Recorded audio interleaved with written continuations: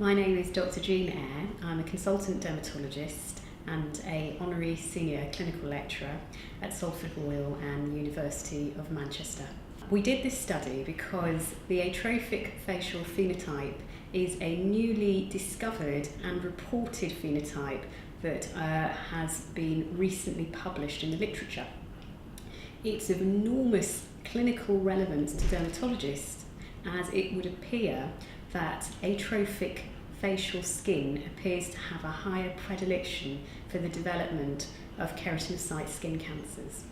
This study was important because, as this is a newly described phenotype, it was hugely important to us as a research team to provide a tool that would enable both clinical and non-clinical dermatologists to be able to easily recognise an atrophic phenotype. They have the advantage also of providing a consistent frame of reference by minimising variability in perception and subjectivity. Lastly, a photonumeric scale already exists for recognising the hypertrophic facial phenotype. The study was done over a period of 2 years, where a number of the authors actually sat in dermatology outpatient clinics.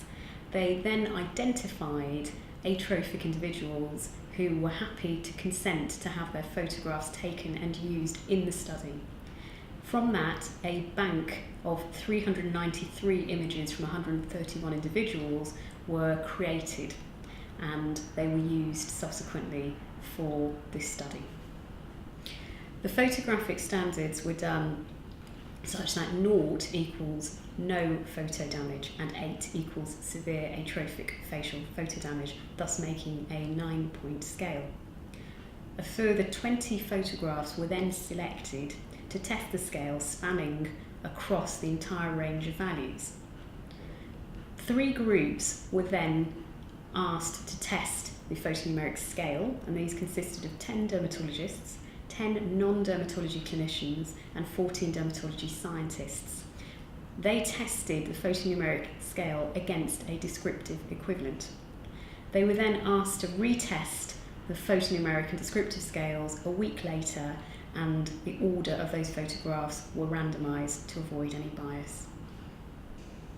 We found that there was a significantly greater agreement between the graders using the photonumeric scale as compared to the descriptive scale, with no significant difference in repeatability between the two methods, with a p of less than 0.05. We feel that this is hugely important to dermatologists, firstly because it's a newly described phenotype that many dermatologists may have seen in practice, but it's never been outlined in the literature.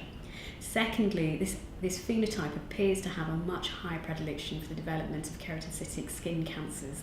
Therefore, it's extremely important to have an easy-to-use tool such that not just dermatologists but also non-dermatology clinicians alike can easily recognise atrophic individuals, which will positively impact on their clinical care in the long run.